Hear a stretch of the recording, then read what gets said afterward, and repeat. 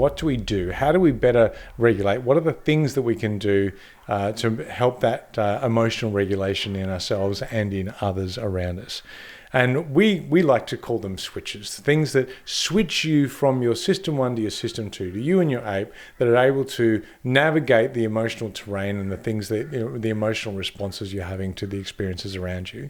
Now, because our experiences might be similar to other people, but our emotional responses are different, then the things that we do to regulate those emotions naturally should also be different. And there's 4 big sort of buckets of things to do. One is positive psychology. Positive psychology focuses on building strengths, meaning and well-being rather than just reducing problems. For other people, it's about cognitive behavioral. So how do you look at the cognitions? How do you change your cognitions so that it's going to change your behaviors? CBT, Cognitive Behavior Therapy, teaches people to identify and change unhelpful thoughts and behaviors to improve emotions. Or acceptance commitment therapy. Acceptance and commitment therapy helps people accept difficult internal experiences while taking action guided by values. But the 4th big bucket is mindfulness. Mindfulness. Intentionally paying attention to the present moment with curiosity, without judgment.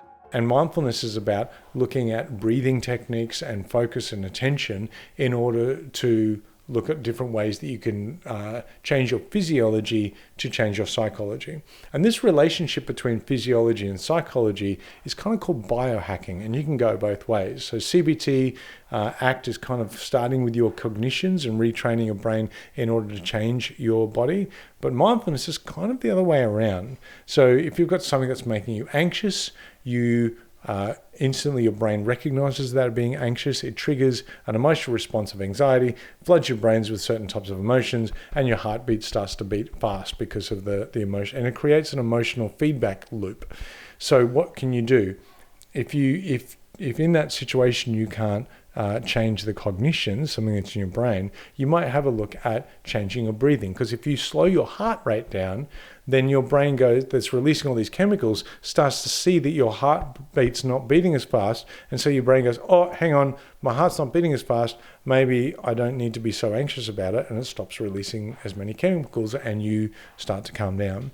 And this is what things like box breathing or deep breathing exercises does. It changes your physiology. And as it hacks your physiology to change, it then hacks your brain into changing the chemical releases that your brain is releasing in that moment. It's called biohacking. And the real goal of life is not to say, well, mindfulness is the answer, or CBT is the answer, or positive psychology is the answer, or ACT is the answer. The real challenge of life is to find the things that work for you, the toolbox of things that work for you. Find the switches that work for you and see if you can apply them in everyday life to help you better understand and manage and regulate your own emotions and the emotions of those around you.